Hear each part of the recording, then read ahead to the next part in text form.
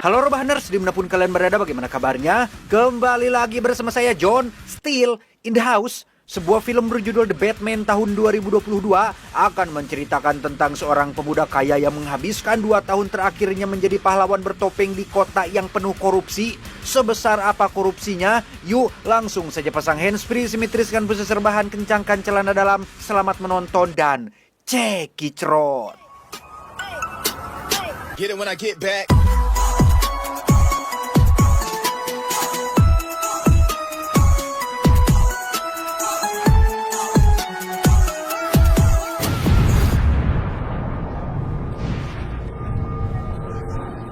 Cerita diawali pada malam Halloween di kota Gotham ketika semua orang turun ke jalan dengan kostum perayaan.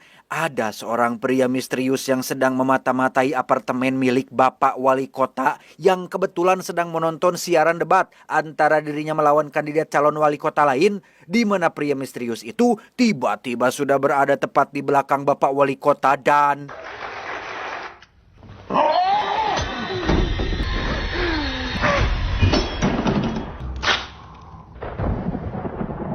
Di sisi lain kota, kita akan melihat seorang letnan kepolisian sedang memasang sinyal kelelawar ke arah langit sebagai tanda adanya kejahatan, di mana sinyal itu sudah cukup untuk membuat para kriminal kota ini menjadi sangat ketakutan, bahkan hanya dengan melihat kegelapan.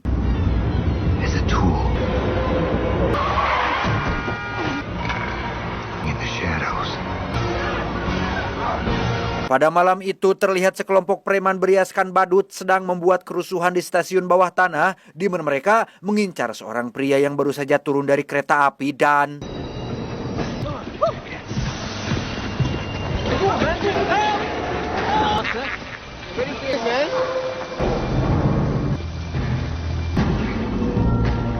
Mereka seketika terdiam saat mendengar suara langkah kaki dari dalam kegelapan, di mana salah satu preman dengan percaya dirinya maju untuk memberikan sedikit pelajaran, tetapi...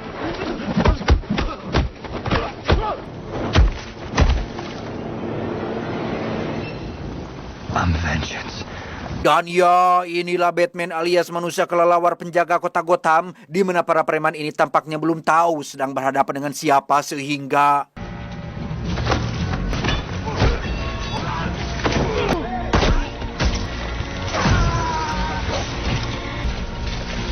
Tak lama setelah para preman itu lari kocar-kacir, Batman pun melihat sinyal di atas langit dan langsung pergi menuju apartemen tempat Bapak Wali Kota ditemukan tewas. Meski beberapa polisi tidak menyukai keberadaannya di TKP ini, Batman yang dibawa oleh letnan polisi bernama Gordon pun tetap melakukan pemeriksaan dengan seksama. Yeah. Di sana, Batman menemukan wajah wali kota tertutup rapat dengan lakban yang bertuliskan tak ada lagi kebohongan dan sebuah surat yang ditujukan khusus untuk Batman. Di dalam surat itu terdapat sejumlah kode dan teka-teki yang berbunyi, apa yang dilakukan pembohong saat dia mati.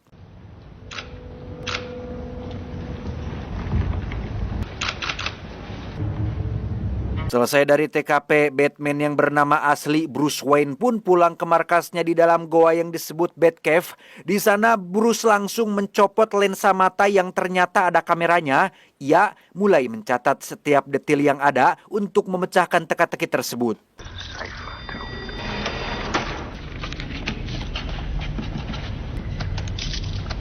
Dibantu Alfred sang asisten pribadi, Bruce pun berhasil memecahkan kode tersebut yang mengarah ke kata drive alias mengemudi, sehingga Bruce ditemani Gordon pun langsung pergi ke garasi Pak Wali Kota untuk mencari petunjuk di sana.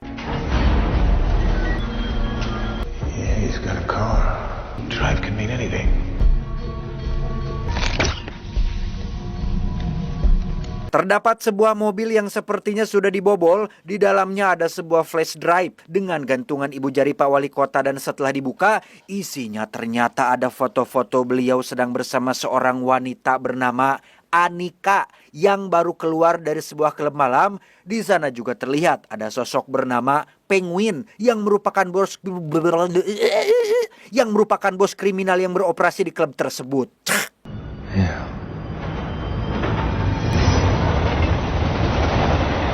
Masih dengan setelan Batman-nya, Bruce pun langsung meluncur ke klub tersebut tapi harus dihadang oleh beberapa penjaga yang memang tidak sembarang mengizinkan orang masuk sehingga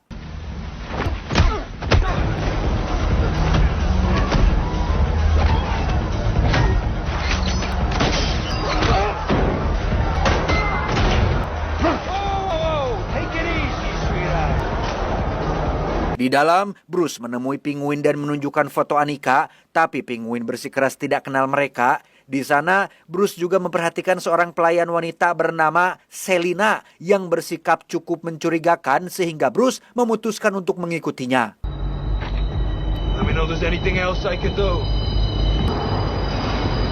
Bruce diam-diam mengikuti Selina sampai ke apartemennya dan menemukan bahwa Selina tinggal bersama sosok si Annika ini. Dari kejauhan, Annika terlihat sangat ketakutan saat melihat berita yang menampilkan fotonya bersama Bapak Wali Kota, di mana Selina segera memakai setelan ketat serba hitam dan langsung meluncur ke apartemen tempat Bapak Wali Kota meninggal.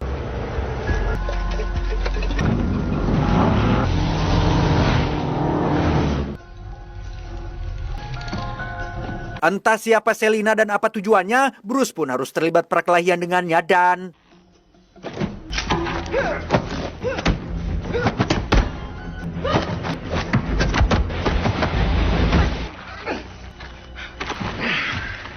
setelah keduanya tenang, Selina pun menjelaskan bahwa dirinya tidak terlibat dalam kasus ini. Tujuan Selina datang ke sana hanya untuk mengambil paspor milik Annika, sahabat dekatnya. Dan jika Bruce tidak percaya, Selina mengajak Bruce untuk menemui Annika secara langsung.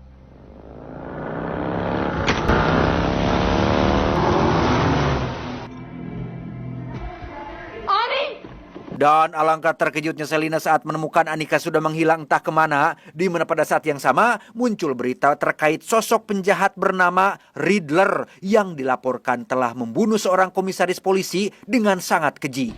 Beyond mask. Bertempat di lokasi pembunuhan, Bruce dan Gordon pun menemukan sebuah labirin kecil dengan simbol-simbol dan foto si komisaris sedang bekerja sama dengan penjual obat terlarang, ditambah surat dari Riddler yang ditujukan khusus untuk Batman yang isinya berbunyi, "Ikuti labirin sampai temukan tikusnya, lalu bawa ke cahaya dan kamu akan menemukanku." Bring him into the light. I don't know. Bruce pun kembali menemui Selina untuk mengajaknya bekerja sama menemukan siapa pelaku pembunuhan wali kota dan komisaris, sedangkan Selina sendiri ingin menemukan kemana Annika menghilang. Tempat pertama yang akan mereka selidiki adalah klub malam yang sebelumnya sudah didatangi, di mana Selina dipasangi lensa kontak yang ada kameranya dan akan pergi sendirian masuk ke ruang VIP khusus untuk para pejabat biasa berkumpul.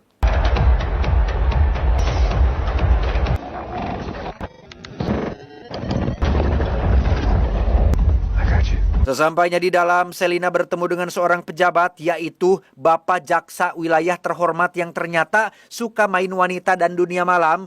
Karena Pak Jaksa sedang teler, ia pun sekonyong-konyong membeberkan sejumlah informasi penting termasuk sosok The Riddler yang menjadi pelaku atas kematian mereka berdua, wali kota dan komisaris, di mana salah satu PL menyebutkan nama Annika yang diduga hilang oleh pelaku yang sama. Anybody want a drink? Where are you going? She knows Annika. Setelah mendapatkan sedikit petunjuk itu, Selina pun langsung keluar disusul oleh Pak Jaksa yang tampak tertarik untuk membungkusnya ke hotel. Namun karena Selina bersikap jual mahal, Pak Jaksa pun memilih untuk langsung pulang saja. Tapi ternyata sudah ada Riddler di sana sehingga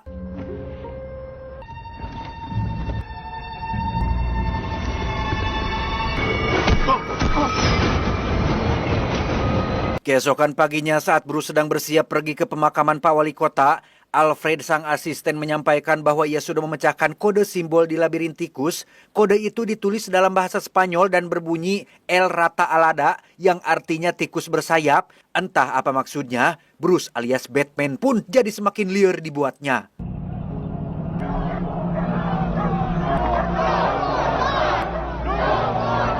Sesampainya di upacara pemakaman, Bruce disambut meriah oleh para wartawan karena sudah 2 tahun jarang keluar rumah. Tak hanya dihadiri oleh para pejabat dan konglomerat, sejumlah kriminal pun datang yang salah satunya adalah bos kriminal paling berkuasa di kota Gotham ini, yaitu Falcon. Tidak pakai tol. Ini bebenguknya, di mana saat semua orang sudah masuk ke dalam gereja, muncul sebuah mobil yang tiba-tiba meluncur dari luar dan...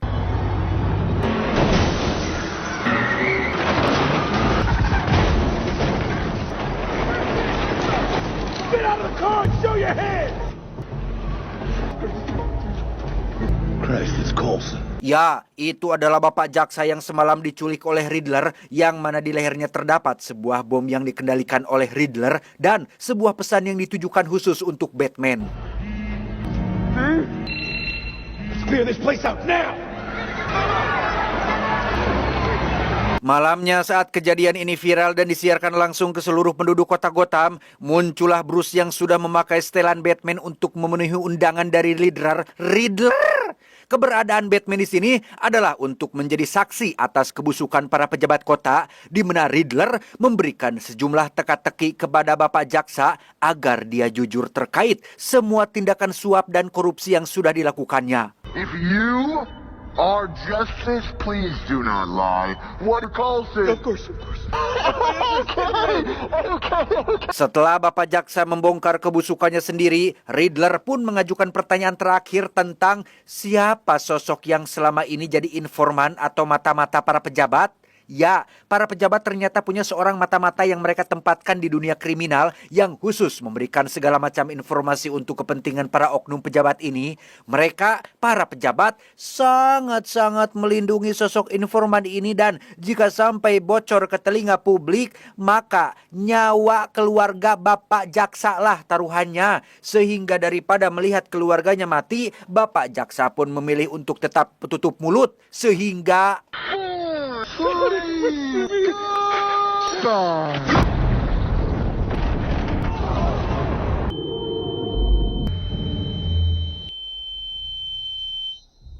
Disinilah Bruce terbangun di kantor polisi setelah sebelumnya pingsan akibat ledakan bom yang menewaskan si Bapak Jaksa. Sempat terlibat sedikit keributan gara-gara satu polisi yang mencoba membuka topengnya. Gordon yang lebih memihak kepada Batman pun meminta polisi lain agar keluar sebentar, sehingga Bruce punya kesempatan untuk kabur dengan cara pura-pura memukul Gordon tapi pakai tenaga penuh.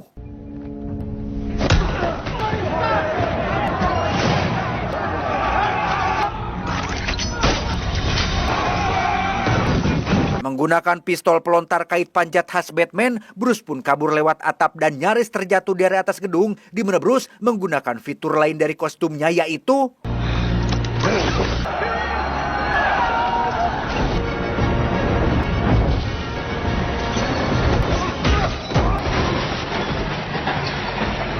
Setelah mendarat darurat di jalan raya menggunakan wingsuit parasutnya, Bruce pun kembali menemui Gordon di gedung kosong untuk membicarakan terkait siapa sosok mata-mata yang dimaksud oleh Riddler.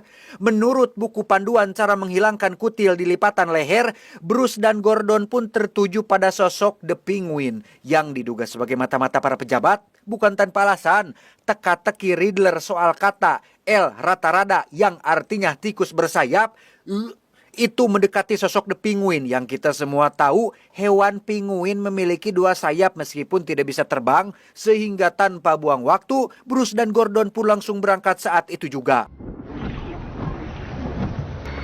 You wanna move in? Let's follow. Berlokasi di pabrik daur ulang, Bruce terlihat sudah berada di sana mengamati dari kejauhan. Ia menemukan bahwa tempat itu dijadikan sebagai pabrik pembuatan obat terlarang dan yang membuat Bruce terkejut adalah kemunculan sosok Selina alias Catwoman alias wanita kucing yang beraksi sendirian. Bruce lantas menemuinya untuk melarangnya agar jangan sering-sering keluyuran malam dan tepat saat mereka menemukan tubuh Annika sudah tak bernyawa, tiba-tiba...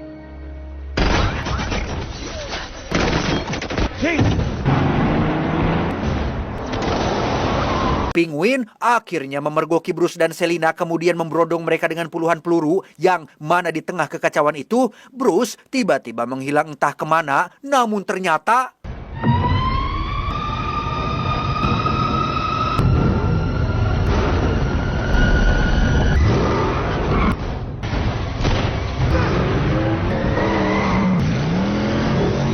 Terjadilah ugal-ugalan di tengah jalan ketika Bruce mengejar Penguin menggunakan mobil Batman-nya dan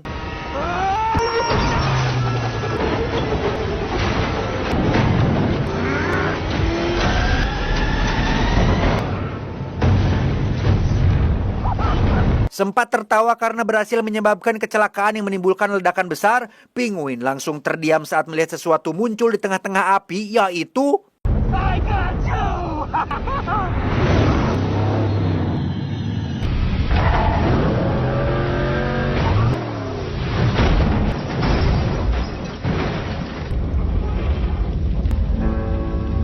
saat diinterogasi, Penguin dengan tegas membantah dituduh bahwa ia adalah informan yang dimaksud. Ia juga menjelaskan bahwa kode El Rata Alada itu salah pengertiannya. Yang benar adalah El Rata saja, yang artinya bukan tikus bersayap melainkan kelelawar. Bruce langsung mengecek kode itu dan menerima pesan baru dari Riddler, di mana teka-teki berikutnya jawabannya adalah yatim piatu yang mengarahkan mereka ke sebuah panti asuhan tua yang dulu pernah didanai oleh Thomas Wayne alias ayah kandung dari si Bruce ini. Let's go.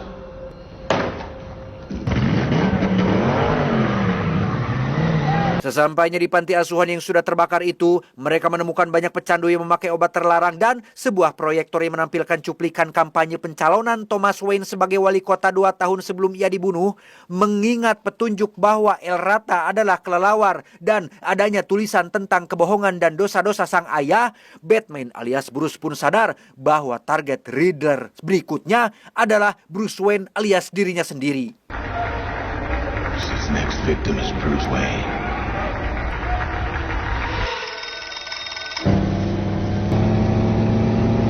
Tanpa pikir panjang, Bruce langsung pulang dan mencoba menghubungi Alfred, tetapi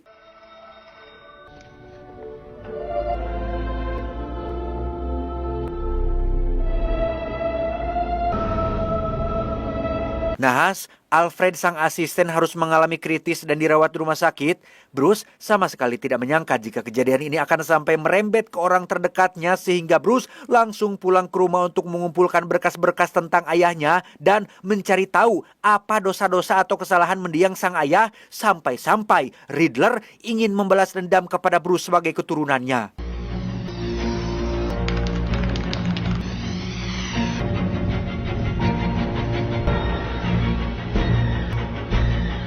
Tak lama, dunia pertelevisian diguncang oleh sebuah video yang mengungkap sejarah kelam keluarga Bruce Wayne.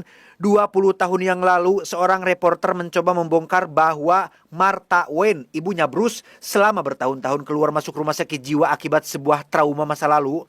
Thomas Wayne alias sang ayah yang panik pun menggunakan kekuasaannya untuk meminta bantuan dari Falcon. Awalnya Thomas hanya ingin menakut-nakuti si reporter, tapi ternyata Falcon malah menghabisi si reporter tersebut.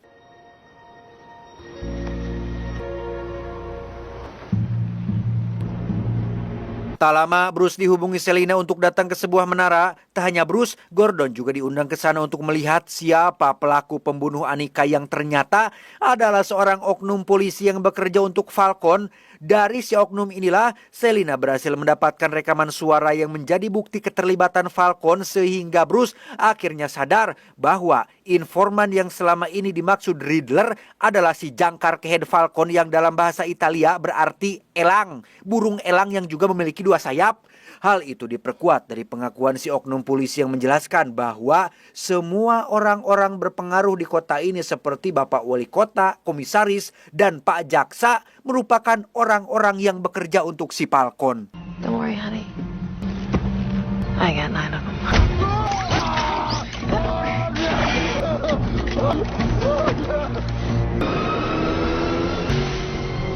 Sendirian, Selina alias Catwoman pun pergi menemui Falcon untuk menuntut balas dendam atas kematian Annika, sahabat dekatnya. Di sana, Selina berniat akan menembak Falcon dengan sebuah pistol, tetapi baru saja akan mengambilnya dari dalam tas, Falcon keburu dipanggil oleh anak buahnya untuk melihat sebuah berita tentang rekaman suara dirinya saat membunuh Annika yang sudah dibocorkan oleh Gordon ke semua media.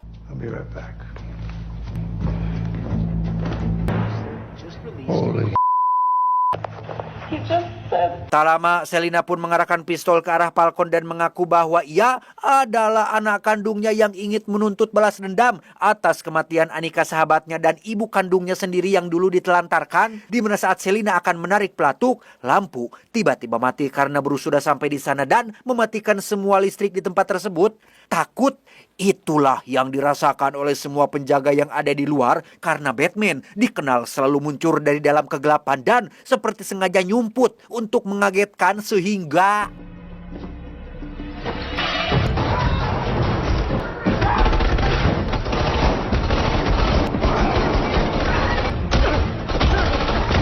selesai menumbangkan semua penjaga, Bruce pun buru-buru menolong Selina yang hampir tewas dihabisi oleh Falcon yang notabene adalah ayahnya sendiri. Karena Gordon dan polisi sudah mengepung tempat ini, Bruce pun membawa Falcon untuk diserahkan kepada para aparat dan tepat di bawah cahaya lampu jalan muncul satu tembakan yang langsung menewaskan Falcon dan In an empty suit.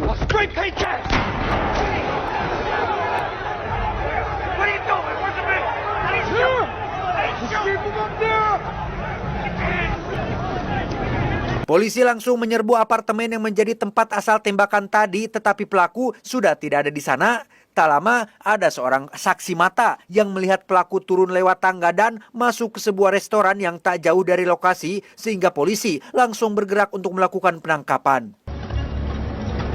He said, "Put your goddamn hands up." Stay still. Setelah penangkapan Riddler, Bruce dan para polisi langsung menggeledah tempat tinggalnya dan menemukan nama aslinya yaitu Edward Naston yang ternyata berprofesi sebagai akuntan biasa. Di sana, mereka juga menemukan berbagai barang bukti seperti kelelawar, surat pengakuan, dan sebuah video yang terkunci dengan kata sandi. Hingga tak lama, Gordon pun mendapat telepon yang meminta Bruce alias Batman untuk datang ke rumah sakit jiwa tempat si Riddler dipenjara. Final post was last night. Got a lot of views, but its password protected. Setibanya Bruce di sana, Riddler mengaku iri terhadap sosok Bruce yang mendapat perhatian dan kemewahan, sementara ia sendiri hanyalah seorang yatim piatu yang tumbuh di panti asuhan. Selain sudah mengetahui siapa sosok di balik topeng Batman, Riddler juga percaya bahwa Bruce alias Batman berada di pihaknya karena di setiap aksinya Batman selalu ikut terlibat dan keduanya sama-sama memakai topeng, tetapi Batman dengan tegas mengatakan bahwa apa yang dilakukan oleh Riddler tetaplah salah meskipun niatnya memang baik, yaitu ingin membersihkan para oknum pejabat di kota ini. What? This is all in your head. You're sick. Begging for attention. You're gonna die alone. No! Nobody! No! Setelah menyadari bahwa Batman alias Bruce bukan temannya dan sama sekali tidak mendukung setiap aksinya, Riddler pun jadi balik membenci dan memberitahu tentang rencana terakhirnya yang masih dirahasiakan. Punya firasat buruk tentang hal ini, Bruce pun buru-buru kembali ke apartemen Riddler dan bekerja sama dengan polisi untuk mencari petunjuk tentang rencana terakhirnya, di mana Bruce berhasil menemukan sesuatu di bawah karpet, yaitu peta kota Gotham dengan tulisan "A Real Change" yang artinya perubahan nyata yang tak apa maksudnya.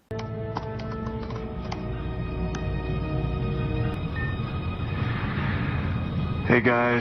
Tak hanya peta, Bruce juga berhasil membuka sebuah video yang isinya adalah rekaman Riddler sendiri yang dikirim ke para pengikut setianya. Di dalam video itu, Riddler mengajak mereka semua, para pengikutnya, untuk turun langsung ke lapangan melakukan aksi terakhir, yaitu meledakkan tembok laut di sekitar kota Gotham untuk membanjiri seluruh kota tepat pada malam pelantikan wali kota baru. And on the big night they will go.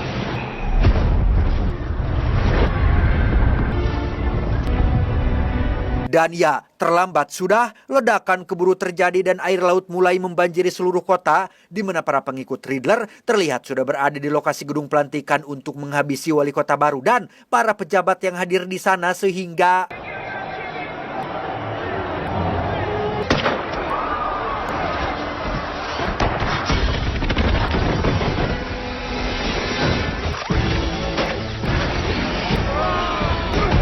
dengan memakai topeng yang sama persis dengan Riddler, para pengikut yang rata-rata amatir dan kroco ini pun dapat dengan mudah dilumpuhkan oleh Batman. Terlebih lagi, Batman punya segudang peralatan yang mumpuni dan kelincahan yang jauh di atas rata-rata.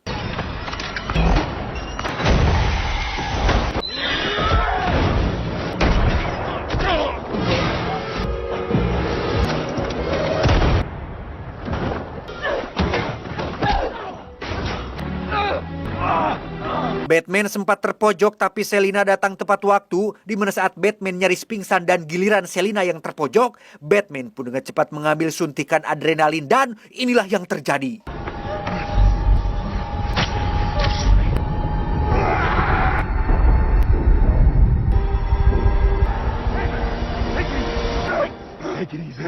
Di saat yang sama, gedung mulai digenangi air tepat saat kabel listrik bertegangan tinggi terputus dan hampir jatuh menyentuh airnya. Tak bisa membiarkan hal itu terjadi, Bruce alias Batman pun langsung berayun ke kabel tersebut dan...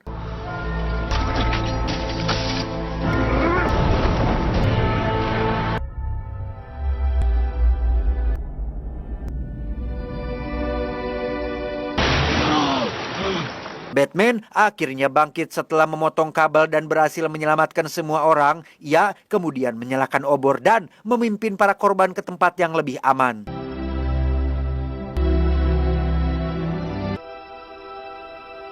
Sejak kejadian itu, Bruce pun bersumpah secara pribadi bahwa ia tidak akan lagi melakukan balas dendam semata.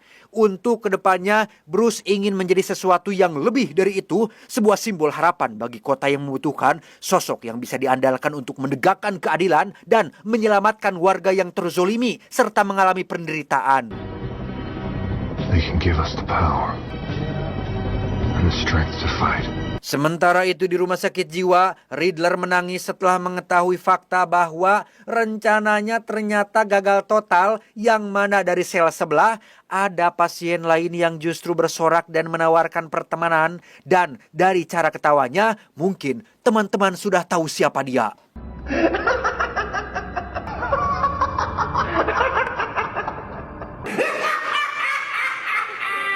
Tamat, ending yang cukup memuaskan. Menurut hasil riset tim IQ 7 cabang Pentagon, Batman ternyata bukan pahlawan yang datang untuk menyelamatkan kota, melainkan adalah produk dari kota yang sudah rusak sejak lama. Inilah yang membuat The Batman tahun 2022 ini berbeda dari semua versi Batman sebelumnya. Bruce bukan sosok yang percaya diri dan punya misi jelas. Ia masih dalam tahap paling gelap dari dukanya, menggunakan Batman sebagai cara untuk tidak perlu menghadapi dirinya sendiri sebagai Bruce Wayne. Dan di akhir film, justru bencanalah yang memaksanya sadar bahwa balas dendam tidak pernah bisa menyelamatkan siapapun. Vengeance. Hampir setiap karakter utama dalam film ini dibentuk oleh trauma. Bruce, Selina, Riddler, dan yang lain ada lagi lah. Tapi masing-masing merespon trauma itu dengan cara yang berbeda. Bruce memilih menjadi pembalas dendam alias The Vengeance, Selina memilih bertahan hidup sendiri, dan Riddler memilih menghancurkan sistem yang ia anggap menghancurkannya lebih dulu. Yang menarik adalah Bruce dan Riddler punya latar belakang yang hampir identik. Keduanya yatim piatu, keduanya dibesarkan oleh uang Wayne, keduanya menggunakan topeng untuk mengekspresikan diri. Bedanya hanya satu, Bruce punya uang dan keistimewaan, sedangkan Riddler tidak. Pemakaian topeng oleh Bruce bukan kebiasaan, melainkan keputusan sadar yang mencerminkan pertumbuhan moral dan kognitifnya. Tapi di versi Matt Reeves ini, topeng itu justru terasa lebih seperti pelarian dari kenyataan. Bruce tidak bertransformasi karena ia tiba-tiba membuat pilihan yang benar. Ia bertransformasi karena sesuatu dalam dirinya perlahan bergeser dari dendam sebagai identitas menuju tanggung jawab dan kepedulian. Dan pergeseran itu tidak dramatis, bro. Tidak ada momen eureka yang besar. Ia terjadi pelan-pelan dan hampir tidak terlihat sampai di adegan penyelamatan banjir di akhir film.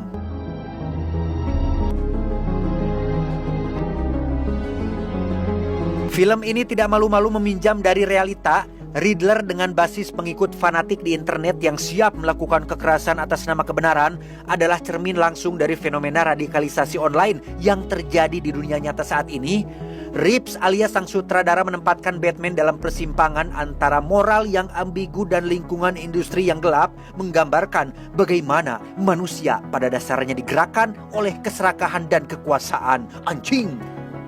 Dan kritik yang paling tajam bukan tentang penjahatnya, tapi tentang pahlawannya. Loh, Bruce Wayne yang menggunakan kekayaan warisan untuk menjadi vigilante tanpa akuntabilitas adalah pertanyaan yang tidak dijawab film ini secara langsung. Lah, siapa yang memberikan seorang miliarder hak untuk memutuskan siapa yang layak dihukum? Kasarnya ya ini mah, siapa lu mentang-mentang punya duit banyak terus jadi punya hak buat ngehukum seseorang gitu? Nah, Dilema moral ini menarik, tapi film tidak menyelesaikannya dengan tuntas. Dan justru disitulah film ini paling jujur, karena di dunia nyata pun pertanyaan itu juga tidak pernah benar-benar dijawab. Seluruh perjalanan 2 tahun Batman di kota Gotham, setiap malam berpatroli, setiap penjahat yang dipukuli, ternyata tidak membuat kota ini lebih aman. Justru sebaliknya, keberadaan Batman yang dijadikan simbol pembalasan justru menginspirasi Riddler untuk melakukan hal yang sama, menggunakan identitas tersembunyi untuk menegakkan keadilan versinya sendiri. Batman dan Riddler adalah cerminan satu sama lain. Keduanya yatim piatu, keduanya menggunakan topeng, keduanya percaya bahwa sistem tidak bisa memperbaiki dirinya sendiri dari dalam. Perbedaannya tipis, dan film ini cukup jujur untuk mengakui bahwa perbedaan itu sebagian besar adalah soal keberuntungan lahir.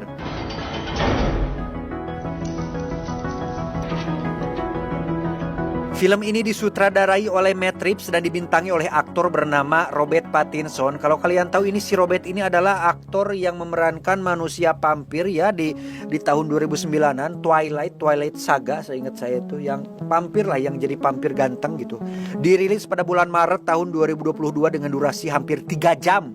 Difilmkan menggunakan lensa anamorfik vintage untuk menghasilkan tampilan sinematik tahun 1970-an yang sangat khas sekali. Matt Reeves, sang sutradara, sengaja membuat filmnya bergerak lambat dan tidak terburu-buru, berbeda dari film superhero kebanyakan, karena menurutnya keheningan dan ambiguitas itulah yang memberikan kekuatan psikologis pada ceritanya. Karakter Catwoman versi Zoe Kravitz mendapat pujian luas dari kritikus dan dianggap sebagai penampilan Catwoman terbaik dalam sejarah film Batman. Dan satu fakta yang paling menarik, Barry Keoghan yang memerankan Joker di adegan akhir dikreditkan hanya sebagai unseen Arkham inmate, atau yang artinya itu penghuni rumah sakit jiwa Arkham yang tidak terlihat. Wajahnya sengaja tidak ditampilkan jelas karena sutradara ingin penonton sendirilah yang menyimpulkan sebuah keputusan yang berani di era di mana semua hal biasanya dijelaskan secara eksplisit. Pesan yang bisa kita ambil dari film ini adalah kota yang rusak bukan karena tidak ada pahlawan di dalamnya. Terkadang kota yang rusak karena terlalu lama membiarkan kejahatan berpakaian rapi dan duduk di kursi kekuasaan. Ingat, kezoliman tidak selalu datang dengan wajah yang menakutkan. Ia sering datang dengan senyuman, jabat tangan, dan janji-janji manis. Maka jangan hanya percaya pada apa yang terlihat, karena yang paling berbahaya selalu bersembunyi di tempat yang paling terang. Saya John, mewakili jajaran direksi yang bertugas, mengucapkan terima kasih dan sampai jumpa di video selanjutnya. Adios, paracetamol rasa kalong. Cuau, cuau, cuau. Pas ini saya pas rekaman beres, ada azan maghrib baru mulai. Sudah dulu ya teman-teman ya, tidak bisa panjang. Curhat-curhat, sharing-sharing di akhirnya. Maghrib, sholat dulu lah. Yuk, sholat.